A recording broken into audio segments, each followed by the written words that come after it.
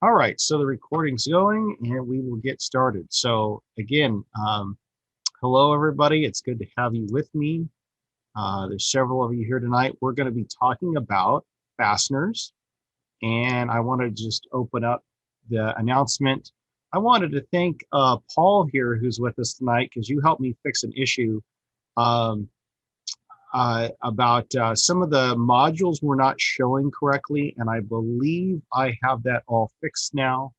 In fact, if I throw my student view on, what was weird is that initially when I put my student view on, everything looked fine.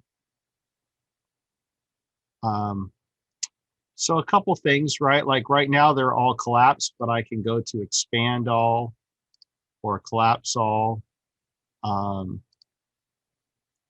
so I'll scroll down here, and I guess we had issues where weeks 9, 10, 11, you could get to the assignments, but you couldn't see the modules. So if I click this week 10, apparently this was not showing. So what I will do is I'll reset some of these as far as the dates, because here we are on week 13. And you can see we got nuts and bolts.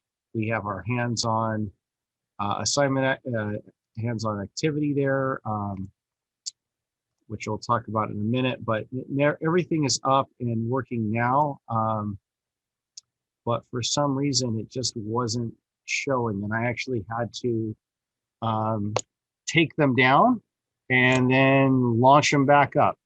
And that seemed to fix the issue. So I don't know, Canvas was having a glitch. I think it's still like leftovers from when we added, remember we added brakes into our course. And actually what we were supposed to do instead of brakes on week 7 is originally we were going to be doing precision measurement and fasteners right then. And so I flipped stuff around. So anyways, we have that going. So thank you, Paul, for helping us get that fixed. So tonight, it's all about nuts and bolts and figuring out those fasteners. And I'll tell you, if you work on custom stuff, but even in general repair work, like if you don't understand threads and whatnot, it'll really put you behind the curveball. You're going to get into some problems that you're going to have a hard time getting out of without some knowledge of fasteners. So that's what we're going to talk about tonight. Not just the different types, like you see on the screen right here. I have wood screws and sheet metal screws and flange bolts and machine screws. Not just the different types, but how to figure out the thread pitch, the length, how the actual threads work, and then about proper torque on fasteners, because those are things that are all very important for us to know how to do as a mechanic. So with that, I'm going to change our screen share again to our presentation on fasteners. And then we will get that thing blown up so it looks a little bit better on your screen.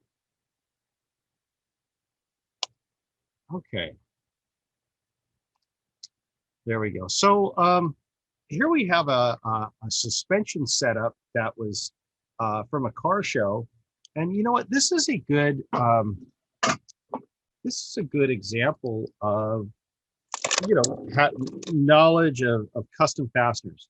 What I like to say is that whenever you're doing especially custom repair work and you're fabricating and building things, you really need to know fasteners because you're going to be getting them often.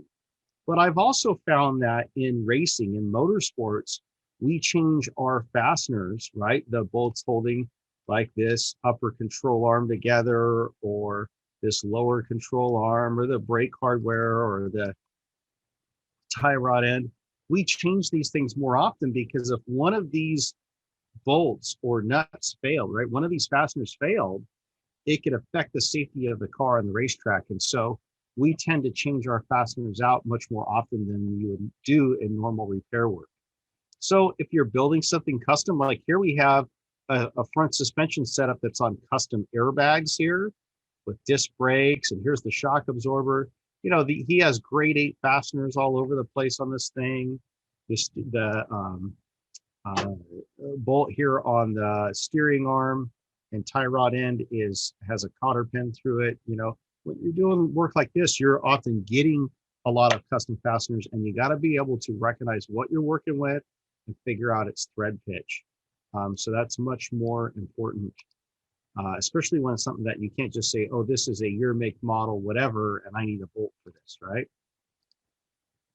So we'll clear out those drawings and keep stuff moving. So threaded fasteners, as this said, come in all kinds of shapes and sizes.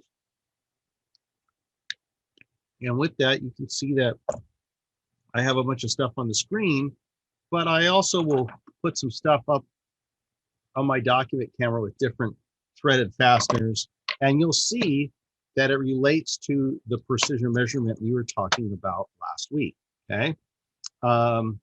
So, you know, selecting the right fasteners for the job is super important. It really is. It's got to be able to withstand the heat, the torque, the vibration, all that type of stuff. So, with that, you can see that we have different types of nuts as well, from wing nuts to jam nuts to castle type nut, just all kinds of things for different jobs. You'll see a lot of these pre-locked position or spring nuts here on auto body panels, just all kinds of different stuff. And so we'll try to get familiar with some of these, right? Like the most common thing is bolts, right? A bolt and a nut will hold two things together. And of course, you could have a machined component and the bolt goes directly into that machined component, which is pretty common, right? That's probably, this is the most common scenario here on cars would be that deal. So of the two different thread styles, there's actually a Wentworth style, but really the big two are American, or SAE, Society of Automotive Engineers, but that's American. You know what we'll also call this thing? We'll call these guys standard. So I could have standard threads or American/SAE, and then my other thread style is then going to be metric, right? So metric or standard, that's where it's at. That's the name of the game. That's going to be 90% of what you're doing. And of course, it really depends on what you're working on. For example, if you are working on, let's say you're working on an import,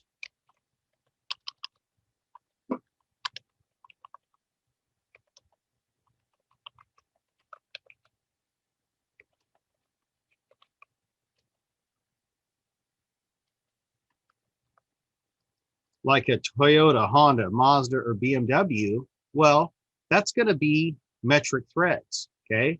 Standard or SAE threads were typically, you know, Chevy, Ford, Dodge, that type of thing. But I'm going to put in parentheses older. So why older? Because these days, guys, it's a metric world. Back when we were talking about tools, I said, hey, if you have a limited amount of money, right, and who doesn't, you know, and you can only afford so many tools, I would buy metric tools first before I would buy standard tools. Because unless you're working on an old American car, it's likely to use metric fasteners. The one kind of caveat would be custom work. If you're fabricating or building something custom, you know, usually a lot of that stuff is going to be standard threads. You know, in our country, it's just more common. If you go to You go down the aisle at Home Depot or Lowe's, or even your local auto parts store, they will usually still have more standard fasteners sitting in the bins than they will have metric stuff. So it's still more common where we live. So that's why a lot of custom projects get put together with American or SAE nuts and bolts. But when you're working on cars, pretty much everything's going to be metric. So if it's a car newer than, let's say, into the 2000s, I don't care if it's a Chevy, a Ford, or a Dodge, or a Toyota, it's all going to be metric. Okay. So metric versus standard. All right, moving right along. So with standard stuff, the grades go like so. So you have grade 2, grade 5. Notice grade 5 has 1, 2, 3 lines on it. Grade 7 then has 5 lines on it, and grade A has 6 lines on it. Now, why didn't they put 8 lines on grade 8 and 5 lines on grade 5? I don't know, but that's how it works, okay? So no markings are grade 2. 6 markings is grade 8. Okay, so you get the idea. Now, when we talk about grade, okay, we're talking about grade. The higher the grade, the stronger the bolt, okay? So the ones over on this end, they are going to be stronger.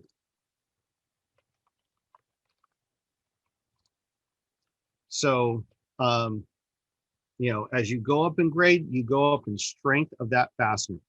So metric bolts have a little different setup, okay?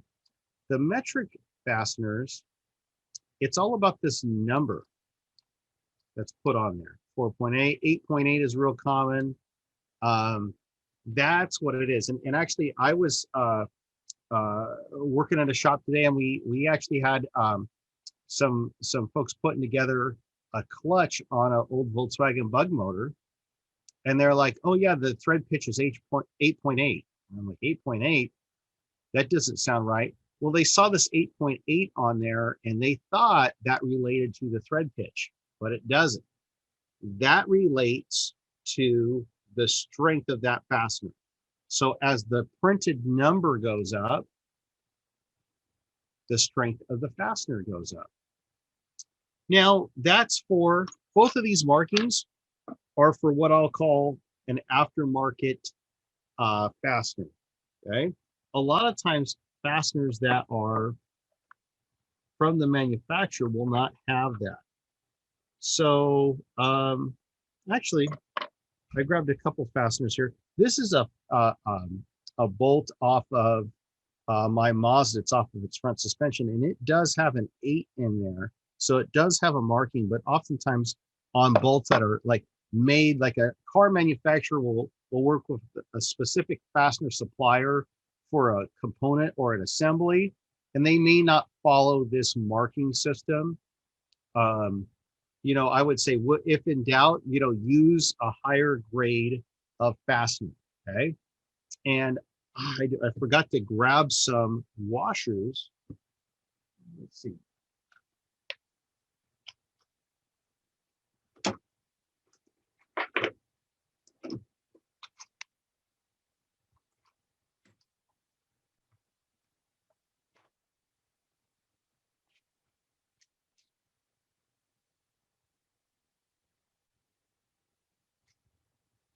Okay, well, I grabbed a washer, but it's not marked as well. What I was going to say is on high-end washers, they will usually have a stamping on them to signify a higher grade or strength. Okay, so it's the strength of the metal used in the fasteners, right? The higher the grade, the stronger that fastener is. Okay, so that's all fine and well. How do we start figuring these things out? Well, it depends on several factors, right? So first of all, the head of the fastener is that right there, right? Now, that's not what's printed as the side. For instance, let me use the metric one over here, because this is metric, right? And we can see the number on that one. And this is SAE. We can see the 3 lines, right? So I'll put an S over here for SAE or standard. So maybe if I put a wrench on this fastener, it's a 10 millimeter wrench fits on there, okay? That doesn't mean it's a 10 millimeter fastener. This one right here is a 6 millimeter fastener, but an 8 millimeter wrench can fit on it, okay? So the size of the head is not the size of the fastener, okay? What we want to know, the size of the fastener, it's actually the diameter right here, the thread pitch right there, and then we want to know the length. So we want the diameter, the thread pitch, and the length, okay? And then the size of the head of the fastener is, you know, the next thing that you'd want to know, okay? Okay, so again, we talked about grades. You can see as you go up in grade, you go way up in strength, tensile strength of that fastener, okay? Again, go up in grades. There's some different markings that we can use on there, but it's usually a number printed on there, okay? And then again, you can see the strength of that fastener. Now, one thing to think about is that as you tighten a nut or a bolt down, you're basically stretching that fastener. So when we talk about tensile strain, it's the amount of pressure that the fastener can take before it breaks like this. Now, that's not about stripping off the head of the fastener or anything like that. That's about stretching that fastener out until it breaks, okay? Okay. So we can have some fasteners that have they have threads all the way up, or they might have threads to a point and then have a shank. You'll also notice, if you look very carefully at them, there is a little bit of a fillet and a little washer face on here to try to keep it from digging in to the work surface. And so let's do some terminology. The threads, like what's going on with the threads? Well, that's called the thread pitch, okay? And that can be a metric or standard, okay? Threads per inch, or it can be millimeters per thread. You have your minor diameter, your major diameter right here, the length of the thread, right? The screw length, the head length, okay? So there's lots of different terminology. And you think, you know, I didn't know there was so much stuff on fasteners, but here we are. So the best, you know, one of the first things you want to figure out is, hey, what's the thread pitch? And the best way to do that is with a thread pitch gauge. So I have a couple thread pitch gauges right here.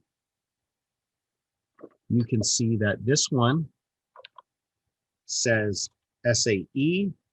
So it's for standard, and this one here is for metric, and you lay it on the fastener like so.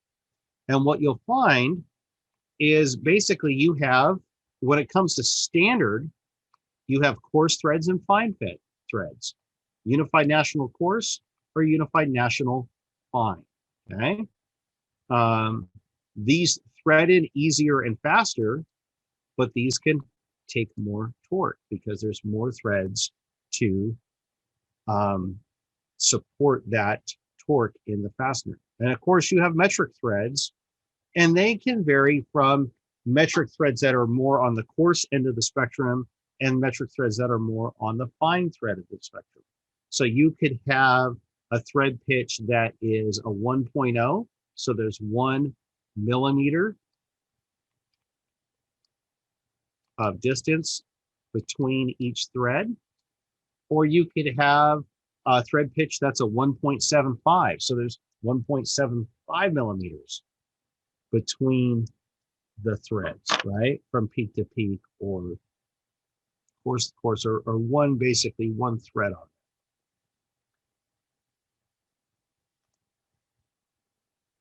So here is where it's all about. This is, or here's where it's at. Here's what it's all about. Bolt ID. Okay. This is how they're going to list it at the auto parts store or at the hardware store. So if I'm doing SAE, they're going to say, oh yeah, I want a 3/8 by 16. How long do you want that? Oh, I want that by 1.5. Okay. So it's a 3/8 shank. The thread pitch is 16 TPI or threads per inch. And of course, the length here is 1.5 inches long. Okay. So I got a 3/8 by 16. How long do you want that? I want that by 1.5 inches in length. Okay. So that's how you would say that, 3/8 by 16 by 1.5. On the metric side, right, it's going to be in millimeters and fractions of a millimeter. So what's the diameter or thickness of the shank of this bolt? Oh, it's 12 millimeters. Well, what's the thread pitch? Oh, it's 1.75 millimeters per thread. Okay. And then, you know, how long do we want that? Well, then this length here would be X amount of millimeters. This one's pretty big. Maybe you go, oh, that's 40 millimeters long, right? So M12 by 1.75 by 40 would be an example. Okay. So it's the basically thickness of that fastener or the diameter of the shank. What's the thread pitch? And then what's the length of it, right? And it's not the length including the head of the fastener. It's the length minus the head, right? Because you can have different heads on different fasteners. Okay, so that one's countersunk. This one's an Allen. Here's one that's more standard. Okay, so we got that. Let's turn this way so there's not so much glare. Different types of nuts. We can have acorn nuts. I really like these flange nuts. This one has some serrated teeth in it, so it doesn't come loose. Obviously, castle nuts and slotted nuts, lock nuts. There's all kinds of those, just like there's all kinds of different bolts.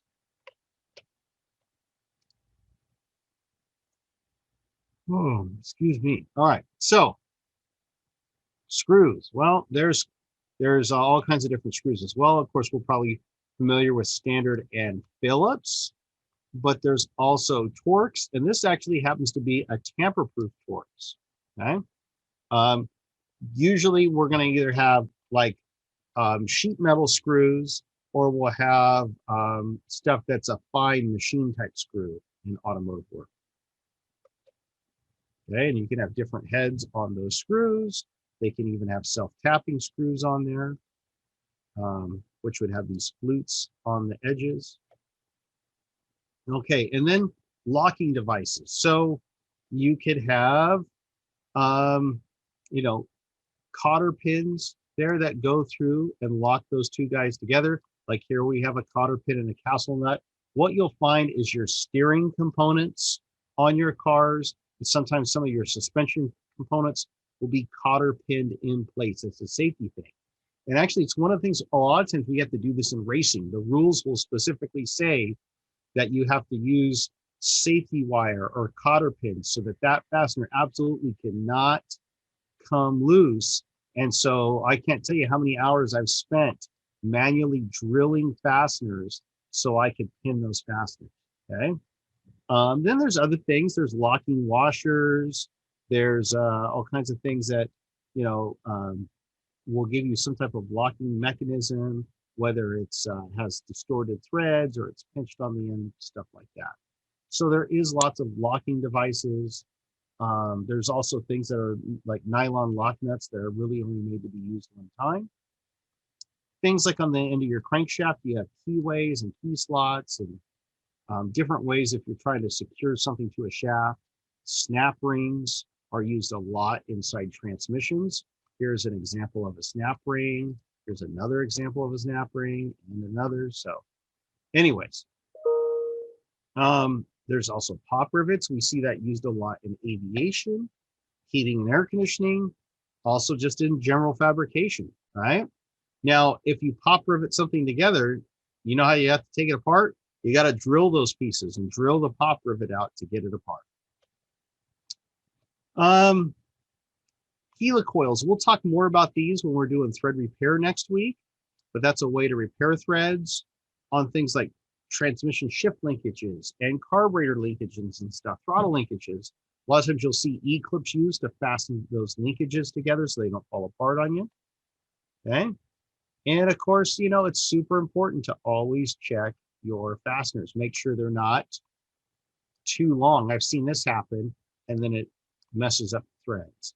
I've seen this happen too, where they use the wrong threads on an engine. I had somebody put the wrong connecting rod bolts in there, and they hogged out the sides of their block when they went to start up that engine. So always check your fasteners. And then there's different methods for fastener repair. And we'll get into that more next week because that's thread repair is our topic there. Let's do this. Let's get back to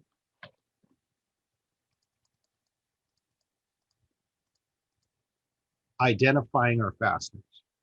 Remember, it's the width of the shank or thickness of that fastener, diameter of the shank, the thread pitch, and the length, right? So what I want to do is shift gears for a minute here, and I want to actually do this on some fasteners that I have up here at the computer.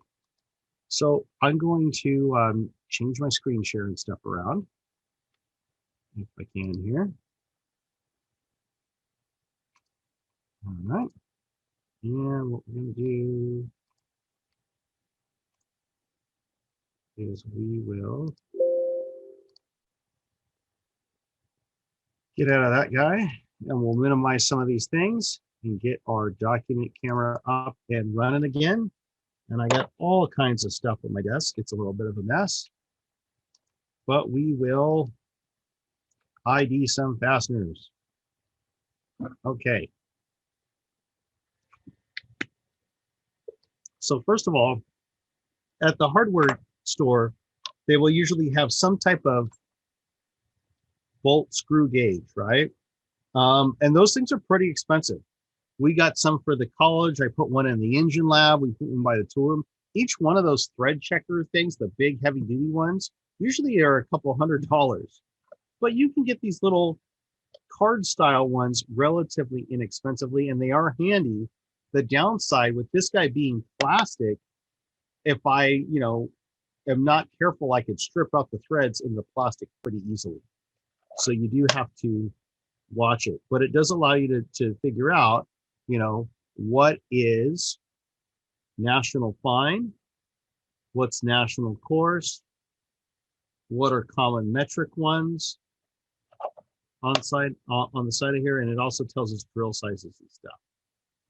So that is nice to have. So, you know, one thing you could do is you could just, you know, try stuff and go, okay, well, what is this thing? I don't know. It looks like it's about this size, right?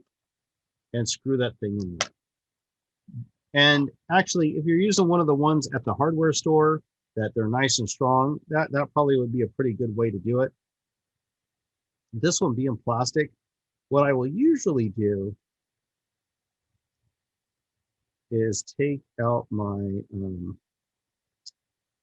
thread pitch gauge and lay that on there first. So here is a thread pitch gauge. Now you can tell that I've had mine for a long time. Let's focus that in a little bit more.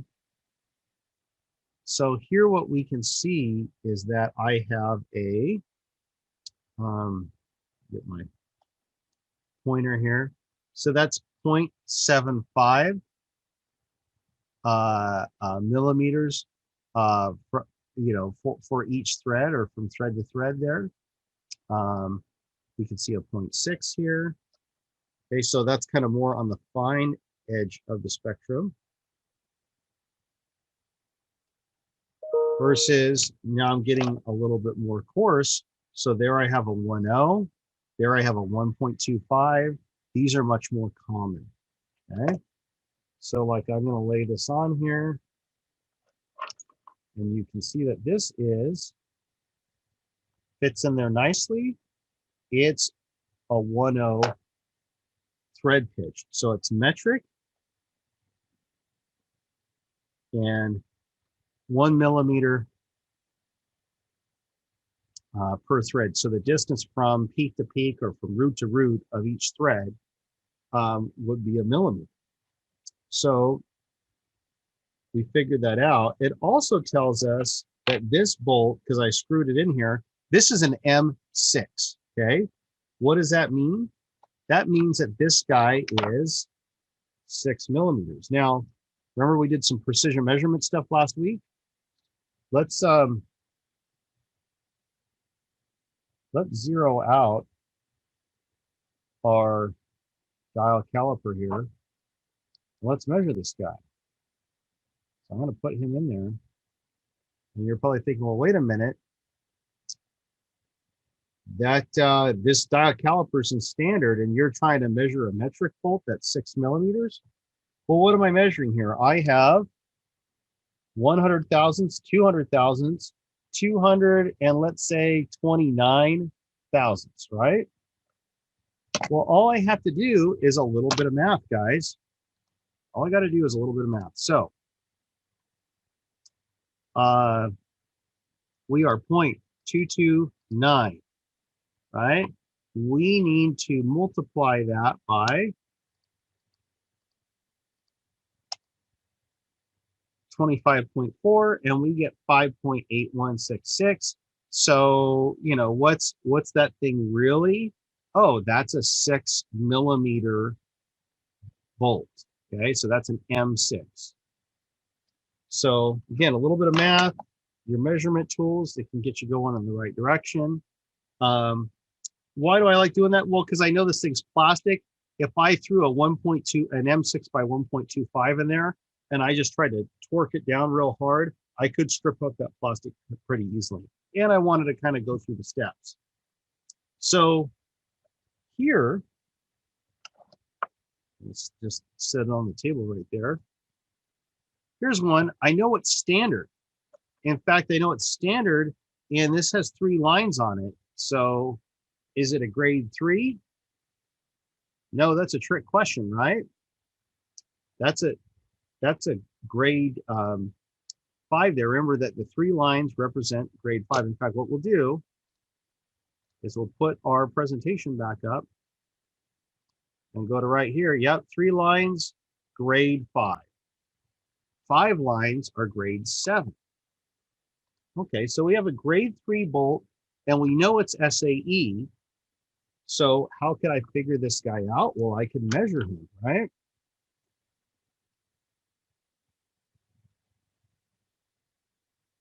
So this is got like 68 right there, 368. So 368 thousandths. That's what we're measuring right now. Okay. So 368. Oh, I bet you that's pretty close to 375, right? Which is a 3/8 bolt. Okay. Now, do we think it's 3/8 by 16? Well, I don't know. Those threads on this fastener, they look pretty fine, don't they? So I'm going to take my thread pitch gauge, and I'm just going to try those out. Now you might be thinking, well, where do I get a thread pitch gauge? You can buy these individually, but they usually will become as part of a set for a tap and die set, which is what you would use to repair threads. All right, so I got a couple different ones here. I'm going to go with this first one right here. This is 24. And it's a pretty common size. So, yep, that fits in there nicely. So the thread pitch is 24. So it's not 3/8 by 16. It's 3/8 by 24. And that threads in there pretty nicely. This thing's a little dirty, so it's not quite wanting to thread in perfectly. But if I cleaned it up, that would threading it real nice. So 3/8 by 24 is this thread pitch, and it is a grade 5. And the length of this guy is, if we go down here, oh yeah, that's got 1.5 inches, because look where I'm at here. My length here, or another way to put it is I could put it like that. My thread length here is 1.5 inches. So it's 3/8 by 24 by 1.5. That's that fastener. Okay. So we'll do a couple more of these. This one right here, if you look at it very carefully, and of course it's reflecting, it's a little hard to see, but I see a little M there at the top, and it gives me some readings about the hardness of this fastener. So looks like it's metric, but again, you could always just start, lay it on your thread pitch gauge. It is a relatively coarse fastener. I think it's metric. I think it's either a 1.25 or a 1.5 as far as thread pitch. And so I'm going to bring those two up and see if either one of those guys fits in there. So there is a little bit of just guess and check, right?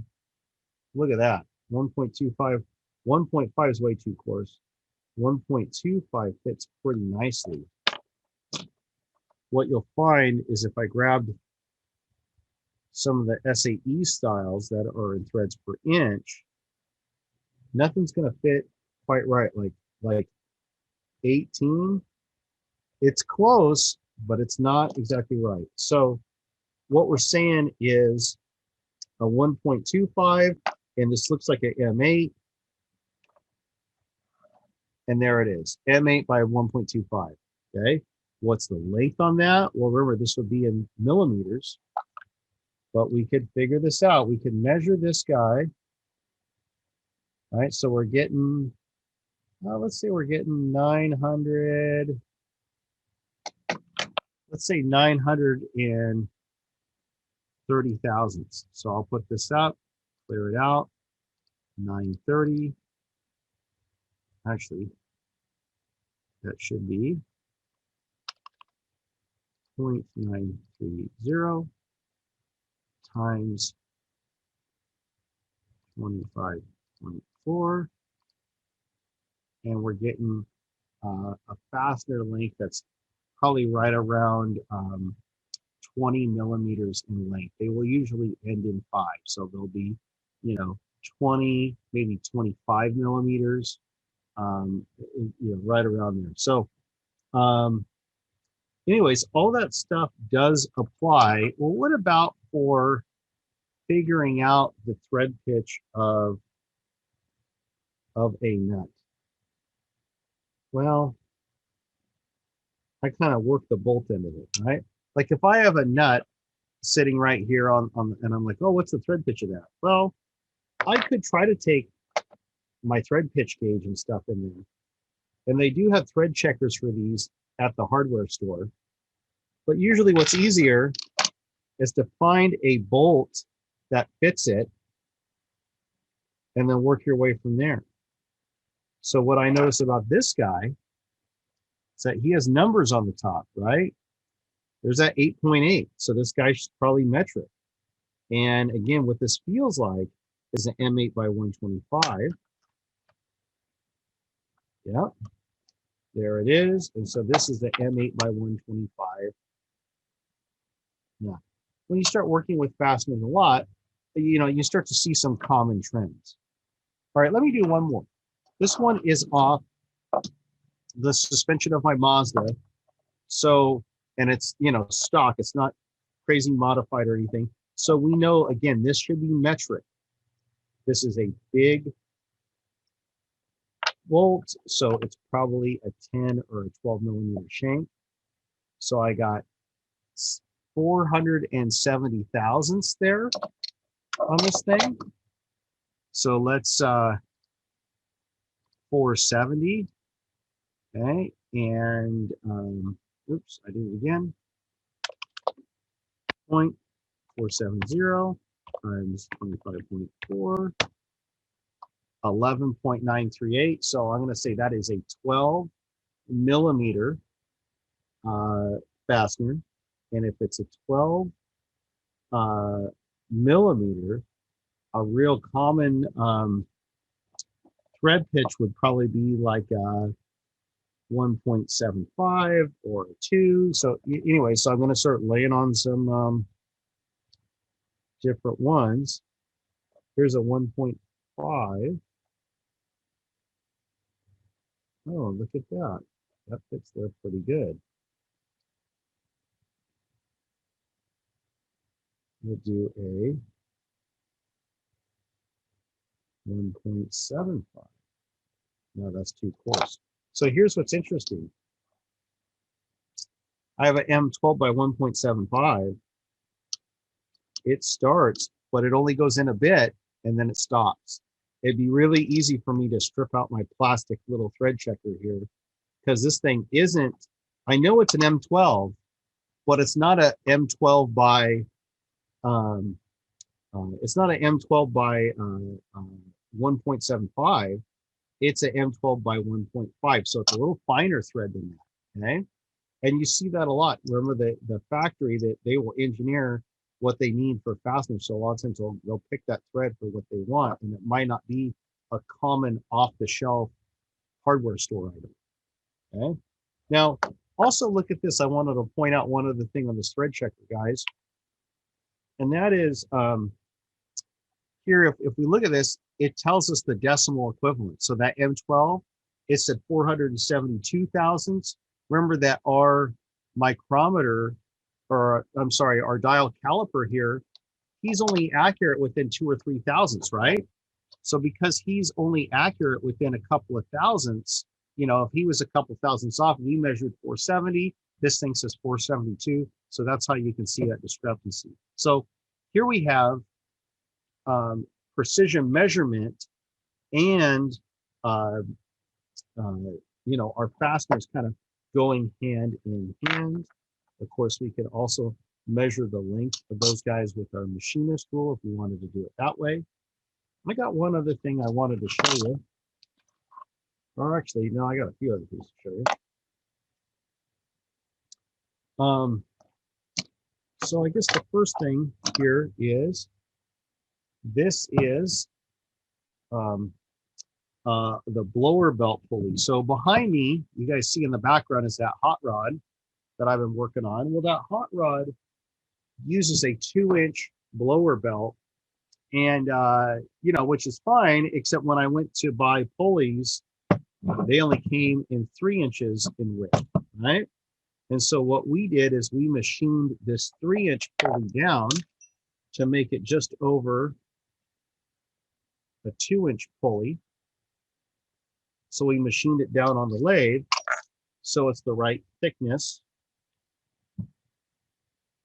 for our blower belt, okay?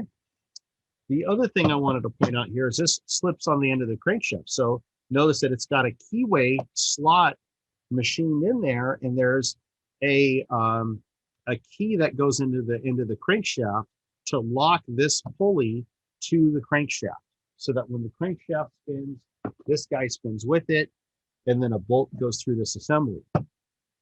Speaking of bolts, what you'll notice is that, you know, I have some Allen head bolts in there, and that actually took some doing because these happen to be a fine thread fastener, and it took me a little bit to track those down. Again, why a fine thread? Because it can handle more strength, okay? All right, and speaking about, so I guess this is a perfect example how if you're doing custom stuff, you really got to know your fasteners. You're really having to research stuff, do precision measurement. Custom stuff takes all those things into account. All right, now, at some point you're putting stuff together and you got to know how much torque to apply to these fasteners so that we don't make them too loose, but we also don't make them too tight. So this guy right here, this is a torque wrench. And if I zoom back out, this is a beam style torque wrench. So you can see it's got this beam that bends back and forth there. And it shows you on the wrench face, this one's in inch pounds. It goes up to 300 inch pounds. What's going on with the torque of that fastener? How much torque am I applying to the head of this fastener? So this is 3H drive. Now I also grabbed a click style fastener, or I'm sorry, a click style torque wrench. That's also 3H drive. I'll try to focus him a little bit better. And now I'll zoom in on the readings there. Yeah, this guy's a Mac Tools one. You can see that those are foot-pounds of torque. And this guy can go up to, it's like, what is it, 70, 80 foot-pounds. And when I store these guys, I always want to take that tension off of the end of that torque wrench. So here is what's interesting, guys. You might think, hey, this is a torque wrench. It's a wrench, right? I want you to think of that torque wrench as a tool like this right here.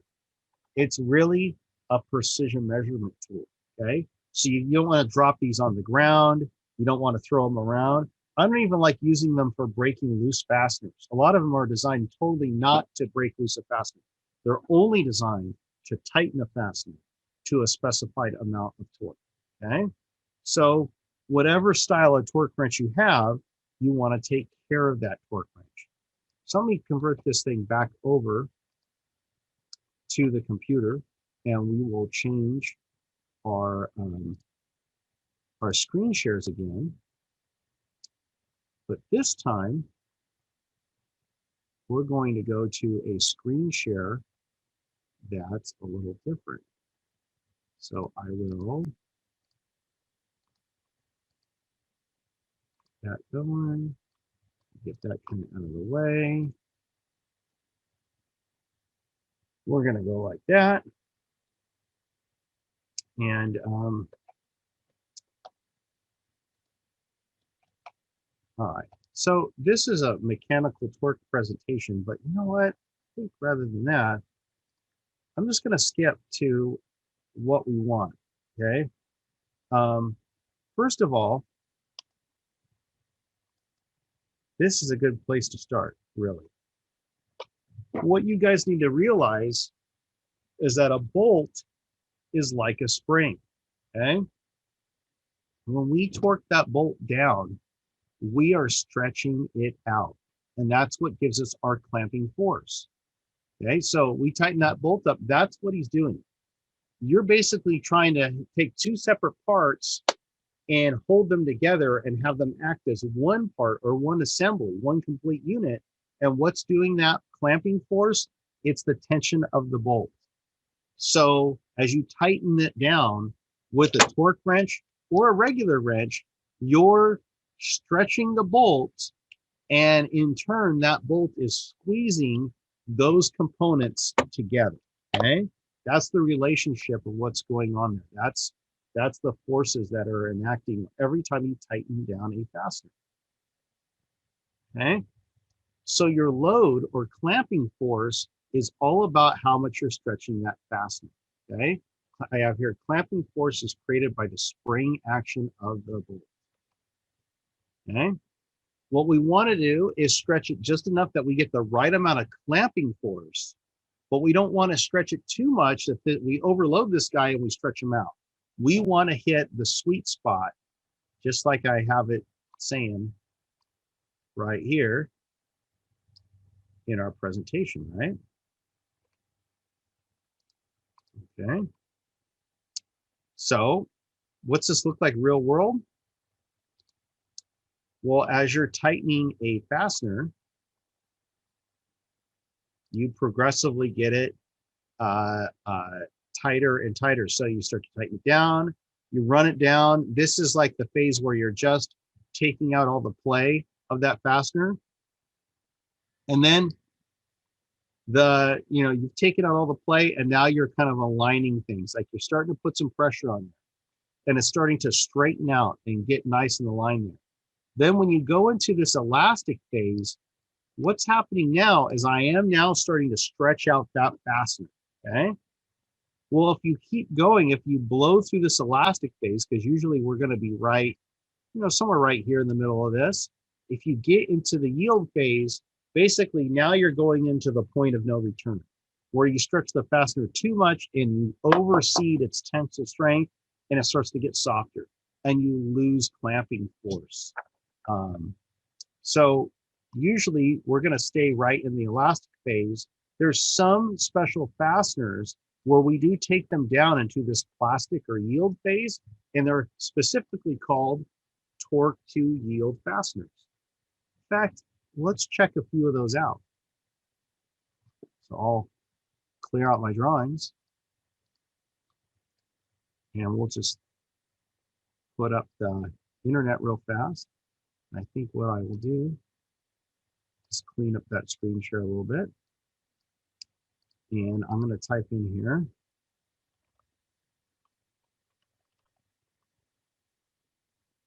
torque to yield bolt.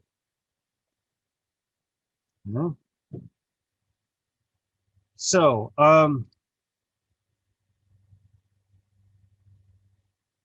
here's some torque to yield bolts. In fact, let's, here we go.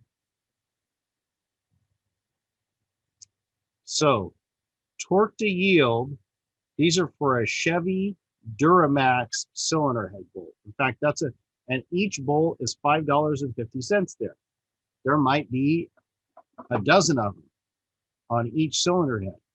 So you can see that you end up spending a lot of money on bolts. Torque to yield bolts are made to be used typically one time.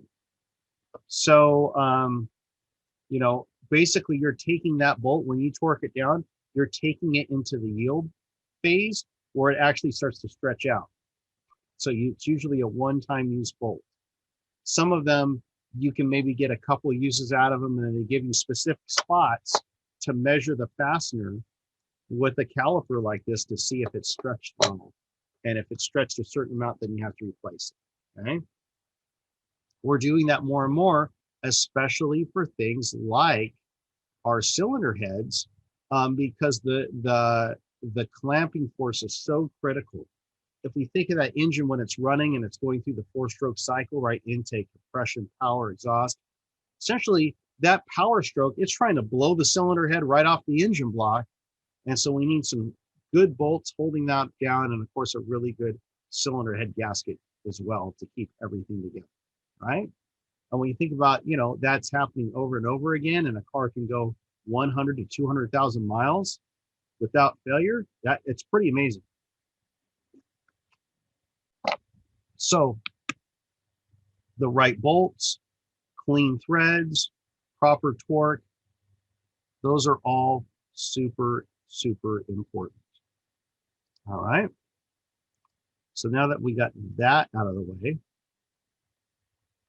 let's go back to actually torquing the fasteners, okay? Well, what is torque? That's a twisting or turning force applied to a fastener, or a twisting or turning effort. But really, physically, it's a force multiplied by a lever arm. So here we go. Length times force equals torque. So the longer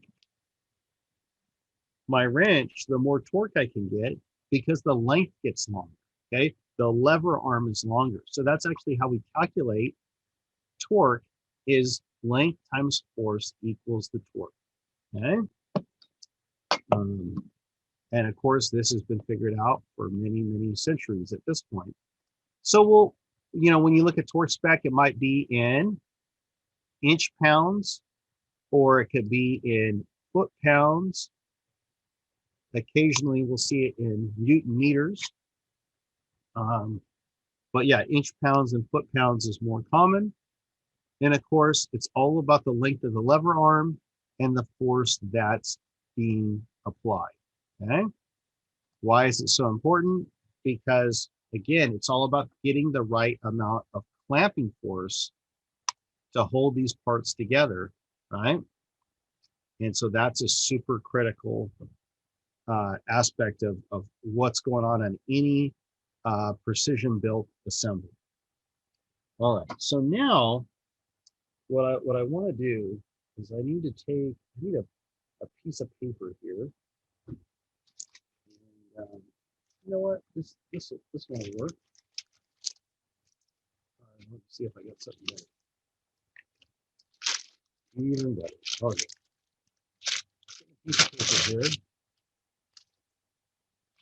And oh, actually, no, this is a really good one. Actually, I don't want to ruin that one. In fact, what I want to do is I want to switch my screen share back to the main computer screen. And now what I'm going to do is I'm going to clean some stuff up. We're going to get that document camera going again. And I want to show you why threads being in good condition are so important. I don't want damaged threads. I don't want messed up threads, because that will severely reduce my clamping force. Now, I'm trying to find something that I don't mind sacrificing here. And I had something lined up. Now, I don't see it. I was going to use this, but man, that's a pretty good coupon to Track Night in America. So I don't think I want to use that. And if you're unsure what Track Night in America is, well, you definitely have to go.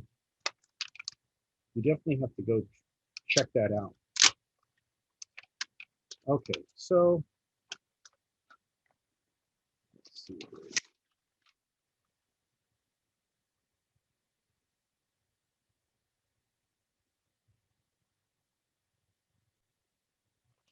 All right, this will work. I had a note paper up there, and I must have wrote some notes on it. So here I have a piece of paper, and don't let me forget about talk about Track Night in America, because that's a pretty cool program. A piece of paper, and what I'm going to do on this is I'm going to fold it over to make a wedge shape. Okay? So I'm folding this and I'm folding this, and essentially this is like a wedge. Like if you had a piece of wood, you know, you could hammer this piece of wood and hammer a wedge in there, and it would split things apart. You could be used to wedge a door open, something like that, right? So here I have a wedge, and what I'm going to do with this wedge, just to make it more visible, is I'm going to draw this line along the top side. And so what I want to show you is that we look at that fastener and we see those threads. But what we don't realize is, how do those threads work? Well, they work like a wedge. And you might be thinking, how on earth could it work like a wedge? Well, let me take this and put it around the shank, just like it's around the shank of a bolt. Okay. So I'm wrapping this around. And of course, I didn't have a very big piece of paper here, but you can see, what have I formed here? I have formed threads. Okay. So how do your threads work? The threads basically wedge the parts together. Okay. You're forming a thread wedge. So what that means is, if I could take this fastener and unwind the threads, I would form a wedge like this. So if you look at a fastener and the threads are stripped or chewed up or rusted, that's just like this being chewed up or rusted, and you are going to lose clamping force from your fastener, and that means that your assembly can fail.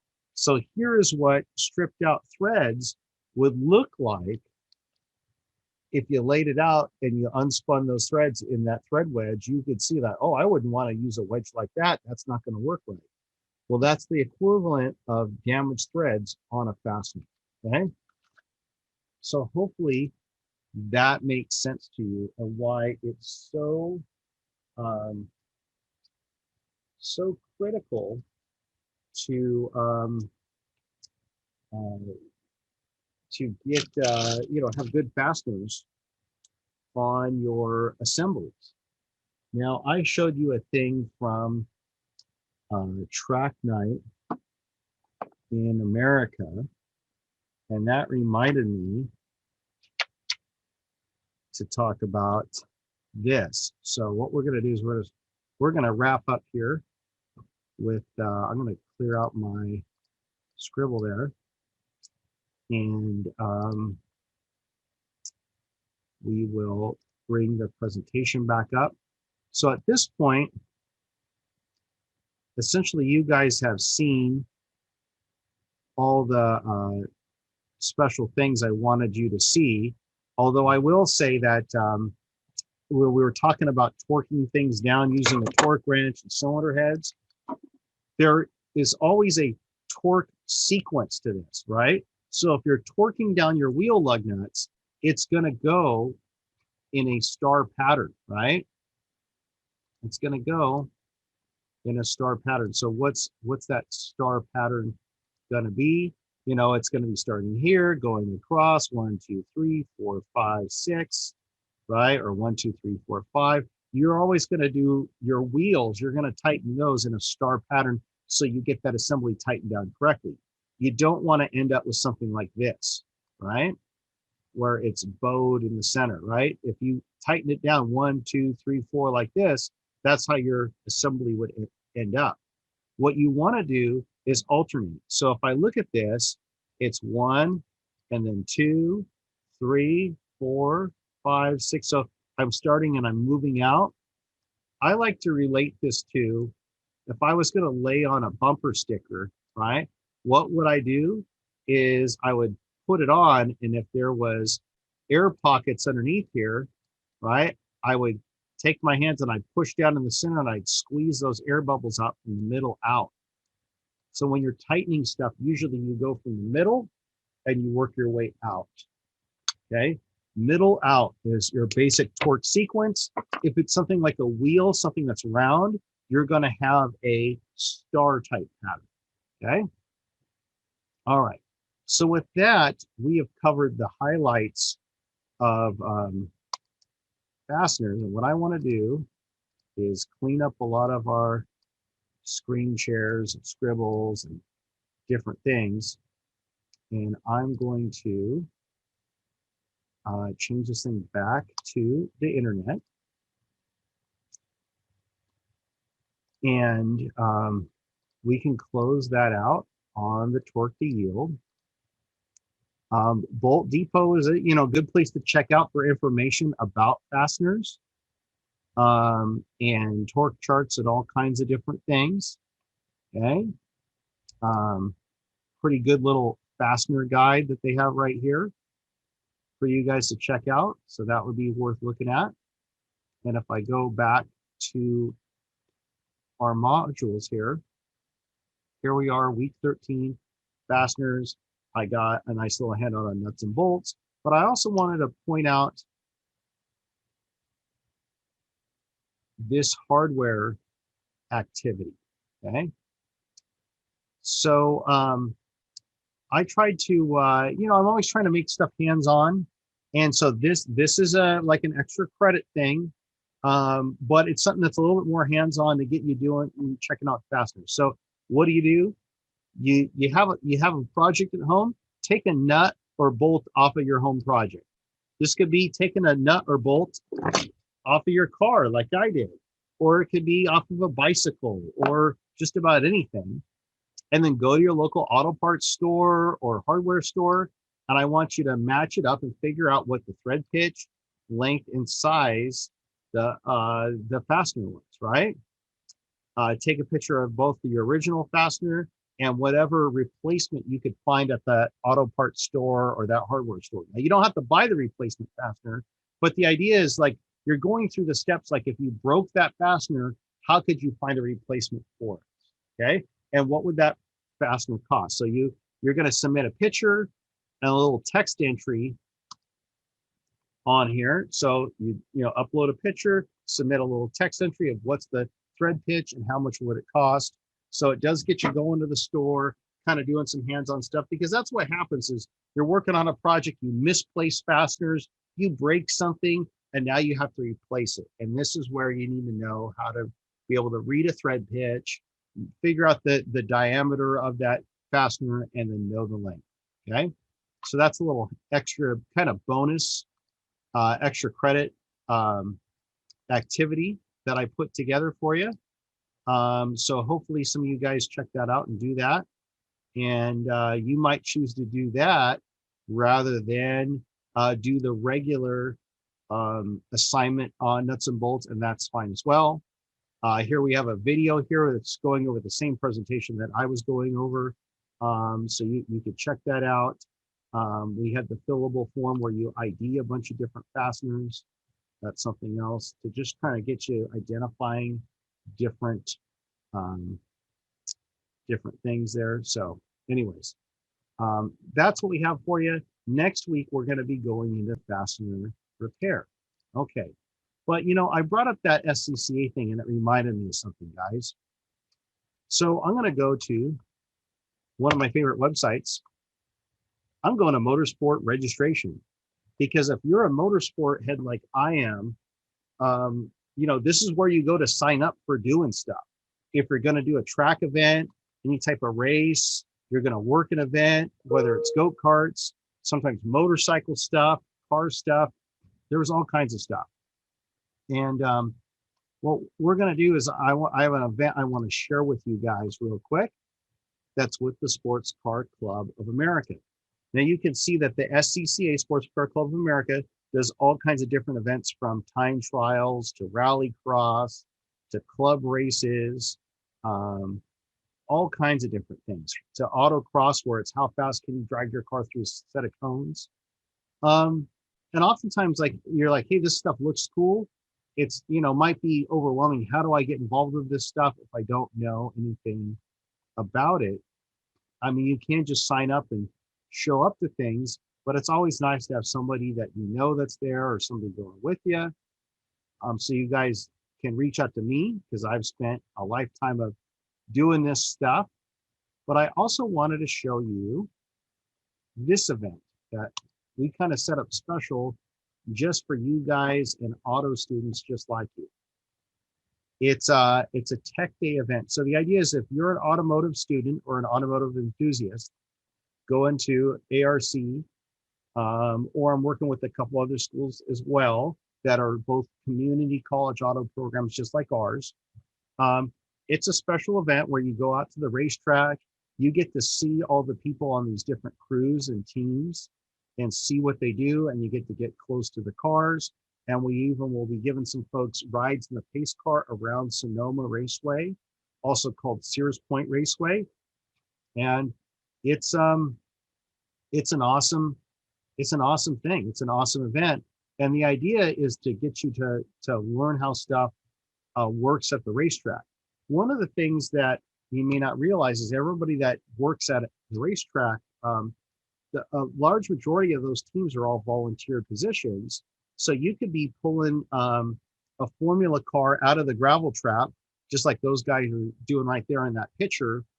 And you can use that work that you're doing not only to learn about racing and to meet other people, but to get credits for you to get out on the racetrack.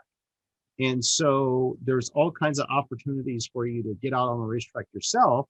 Unfortunately, it is expensive to get out on the racetrack. So this is a way to lower those costs, to learn some stuff about racing, and to lower those costs so that you can get out there and get on the racetrack yourself. And it's a lot of fun. So we have this tech day coming up this summer. It's free, but we do want you to sign up through Motorsport Registration. Okay. And so you would go to this Motorsport Registration website, you would hit continue, and you would make an account and sign up for that. So I'm looking forward to that. I hope I can maybe see some of you guys at that event, because it's going to be pretty sweet. And it's a great way to meet other people who are into real racing and can help get you going the right direction so that you could you could do it or be part of it. And we don't just do our events for regular people like me racing. We also run the IMSA events and the IndyCar race at Laguna Seca. So you could be around professional races as well once you kind of learn what you're doing and build up experience, um, with what the different jobs are at the racetrack. So anyways, I hope you guys check that out. Or if you have any questions related to just motorsports in general, before COVID, that was like the bread and butter of what I was teaching. I'm the motorsports race car instructor, and so like I was saying earlier, even things like the fasteners, we change those more often on race cars because it's critical for safety. But if you have questions like how can you start doing it, how to get involved, what's an economical way to get started, what's the difference between an autocross and a time trial or track event, what's the difference between this track event and the Track Night in America program, I can answer all those questions for you. So don't feel free to reach out to me, and hopefully we'll see some of you guys out there this summer because it is awesome. Here's what I don't want you guys to do, is I don't want you racing around in your car like this out on the regular city streets. Because if your job, if your goal in life is to become a professional automotive technician, if you get a bunch of points on your driving record, you're going to kill that dream. And that you, as a professional mechanic or technician, you need to have a clean driving record, because that shop, that business, whether it's a independent shop, a Big O Tires, or a BMW dealership, they have to be able to put insurance on you to drive other people's cars, right? And so if your driving record is terrible, they won't be able to hire you because they can't afford to insure you, okay? So if you have a need for speed, or if you want to do something like this, or something like that, or something like that, or wheel to wheel like this, be sure to ask me how you can get involved and do that stuff, because I'd love to get you going in a way to go out to the racetrack and be safe out there while you're doing it. All right. So hopefully that made sense, and you guys got some knowledge of fasteners, and we got you going the right direction. Before I let you guys go for the night, do you guys have any questions for me? You could yell them out. You could put them on the chat. I'd be happy to answer your questions. Okay, so every night I like to give you a tech tip. My tech tip would be is to try to chase down one of these thread pitch gauges or charts. That will really come in handy as you're trying to put fasteners together. And then the other thing is, if you're taking something apart, and you have to remember where all the fasteners go, okay? One thing you can do is when you take something apart, poke some holes. You could take a cardboard box. You could draw, okay, this is the shape of that component. Oh, you guys can't see that. Let's try that again.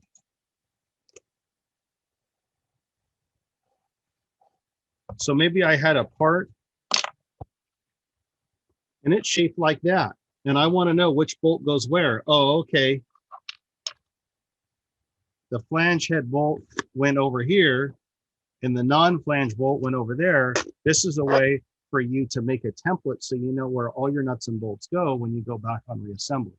Super handy if you're taking off like the front cover of a Subaru or something that's got a million fasteners that's pretty complicated, that have different lengths of those fasteners, so you're not putting the wrong fastener in the wrong spot. So get yourself a bolt gauge kit, learn how to read a dial caliper, get some thread pitch gauges, and use cardboard templates where you need them, okay? That's your tech tip for the night. And until then, I guess I'll see you guys next week. You guys keep learning, keep having fun, and hopefully I'll see you this summer out at the racetrack at that tech day. I'll be out there with my race car and I'll be doing some of the tours. I might even be doing some of the pace car drives as well. Okay. All right, guys. We'll see you later and have a great week.